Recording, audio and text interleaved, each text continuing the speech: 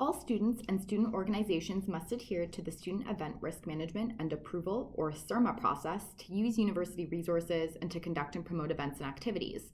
The SERMA process is built into the ExperienceBU event submission process. So you'll want to watch our Create an Event video, which will show you the first part of the process on ExperienceBU that involves entering details about your event, like date, time, location, photos, RSVP options, and co-curricular tracking information. Risk management is the process of planning, organizing, and controlling your activities to minimize risks, the injury or harm to participants or to property. So before you start the event approval submission process, it's important that you have planned your events out in advance and have all your details in place. On the Student Event Risk Management site, which you can see here at brocu.ca/experiencebu/SERMA, you'll find helpful resources as well as a template you can download that will outline the questions and information you'll need to include in your submission. Once you have all of your details in place and are ready to submit your event, head over to ExperienceBU and create a new event. And a reminder, events should be submitted no later than 1 week before they're scheduled to take place, but ideally at least 3 weeks in advance to ensure your event is approved in time for you to begin promoting it. Here's the start of the risk management process on ExperienceBU. The first thing you will be asked to do is agree that all of the information you will be providing about your event is accurate, and that you understand that any violations of the SERMA process are violations of the Student Code of Conduct. I won't go through the Student Code of Conduct here, but you can click the link to read it before you agree. You'll then be asked to agree that you will report any violations of policies and/or laws to the SERMA team immediately. To review the different on- and off-campus policies and laws, explore the university and community links provided. Once you complete this page, you'll want to hit Next. Next, you will be asked to indicate if you're submitting a group meeting or an event. Meetings are defined as a small member-only activity where participants meet to discuss club or group business. Meetings do not involve physical activity, external speakers or guests, alcohol, and/or travel. If you're holding a meeting, you'll be asked to provide information about the meeting, like the number of participants you expect, where it will take place, and if there will be food served at the meeting. If you're serving food at the meeting, you'll need to provide information about the food being served and must agree to adhere to all Brock food policies. Check the website for details on the food policy. Anything that is not considered a meeting is actually considered an event. If you're hosting an event, first you'll be asked if your event could provide students co-curricular credit. If you believe your event connects with the campus-wide co-curriculum, select the domain which you feel best covers your event from the drop-down menu. If you'd like to learn more about the campus-wide co-curriculum, select the links embedded or email experiencebu@brocu.ca. If you believe your event connects with Experience Plus and would allow students the opportunity to track their involvement with your event on their co-curricular transcript, select the category you feel your event fits from the drop-down menu. Again, you can select the embedded link to learn more about Experience Plus or email expplus@brocu.ca. If your event does count for co-curricular credit, taking attendance at the event is required. Contact ExperienceBU@brocu.ca for more information about taking attendance or to borrow our card readers for swiping attendance at your events. Once you're done here, click Next. You will now be asked to provide some details about your event. First, you'll need to provide the name and cell phone number of an event organizer who will be present at the event. This is important as this information will be used to contact the organizer in cases of emergency. Next, you will need to indicate the number of and the type of participants you expect to attend, and where your event is taking place, on or off campus. Note that for the purposes of risk management, the Maryland I. Walker campus and the Hamilton campus are both considered on campus.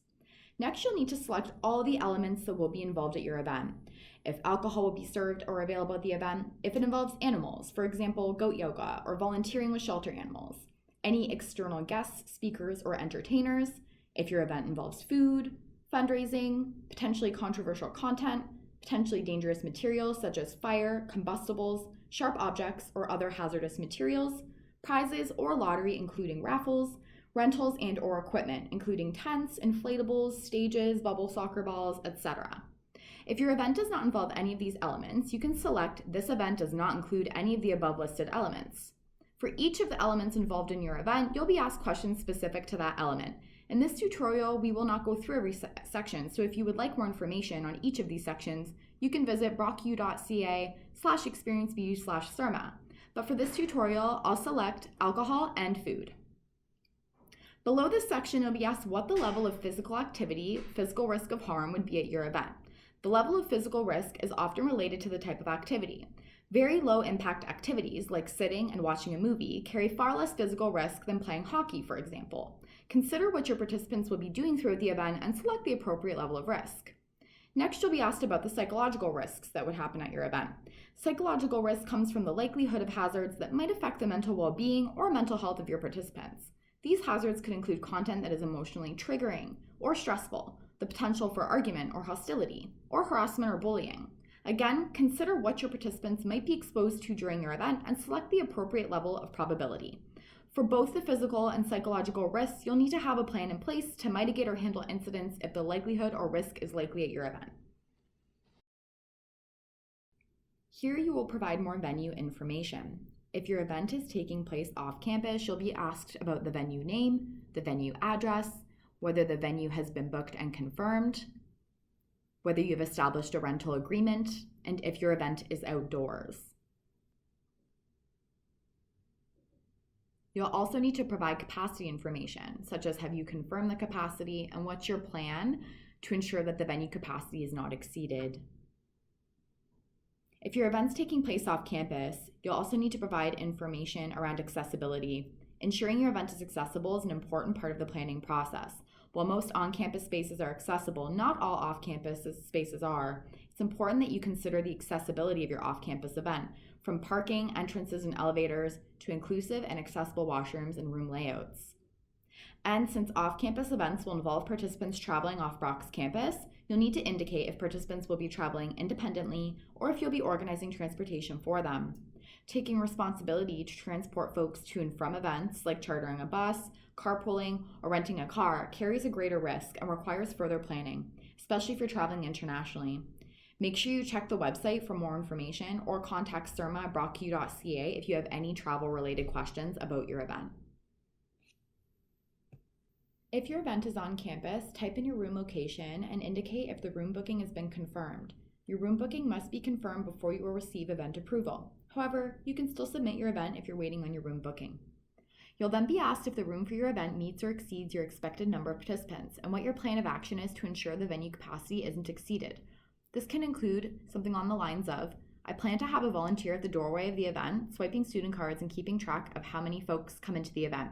Once capacity is close to being met, that volunteer would inform students at the door that the event is now full and wait for other students to leave prior to letting more students in. For on-campus events, you or another event organizer must have downloaded the Brock Safety mobile app and review the features. During the event, the Safety app provides you with direct access to call campus security, and if you enable push notifications, you will receive emergency campus notifications as well. If your event is outdoors, whether it is on or off campus, there are a few other risks you will have to consider, like weather and allergens, or the physical and psychological risks that come with that, and you will need to have a plan in place to mitigate those potential hazards. Once you click Next, you'll be brought to a page that looks like this. Since I indicated that alcohol will be available at my event, I now have to provide more details. Brock University will only consider events that involve alcohol when appropriate and safe. Drinking may not be the main focus of the event. On-campus alcohol can only be provided by Brock University Hospitality Services or Brock University Students' Union. There are no exceptions. For off-campus events, alcohol can only be provided by licensed third-party vendors. For example, SmartServe certified bartenders at a restaurant or licensed venue. All events with alcohol must have one event monitor for every 25 guests. The event monitors must remain sober for the duration of the event and are responsible for monitoring the event and alerting event organizers, security, or other emergency personnel of an unsafe activity or environment. Event monitors must sign a contract, which must be provided to SERMA prior to the event. These contracts are available online at brocku.ca/ExperienceBU/SERMA. You will see a number of other regulations regarding alcohol at sanctioned events, such as alcohol cannot be provided for free or sold below market price, and drinking games are strictly prohibited. Make sure you review all of the rules and regulations before you continue and select Next. We are now at the food section of the risk management process. If your event is on campus, you must adhere to Brock's food policy, meaning food served on the main university campus must be provided and ordered through Brock University Hospitality Services. The exception to this would be for events taking place in the Brock University Students' Union Student Alumni Center, which are subject to food restrictions as determined by BUSU. Off-campus venues have their own food restrictions, which you would need to adhere to as well. If you're providing light snacks for a small event like popcorn or chips, you may purchase that at a local grocery. Whether your event is on or off campus, it's important to note that homemade food is not permitted at sanctioned events. All food served at events must be from a licensed kitchen or grocery store. For any event with food, it's important to consider the food that will be served at your event and whether it's inclusive. Have you considered allergens or religious and cultural dietary restrictions? Ensure that you do during the event planning process. Once you're done here, click Next. Because we only selected food and alcohol as other features that will be occurring at our sample event, we have reached the end of the event submission process. Remember, during the event approval process, you will see different sections of questions depending on what is involved in your event. If you would like more information about each of the sections, visit brocu.ca/experiencebu/SERMA or email serma@brocu.ca. Once you've answered all the applicable questions, you'll see that you will have the opportunity to review your submission and can click any section of the submission to go back to it and review it again. Once you select Submit, your event will be in queue to be reviewed by the risk management team. Once your event has been approved, you can then begin marketing your event to students through hanging posters, creating social media campaigns, and spreading the word. Events cannot be marketed until they have been approved. During the review process, a member of the SERMA team may post comments or connect with you for more information. Make sure to turn on email notifications on ExperienceBU or check the status of your submission.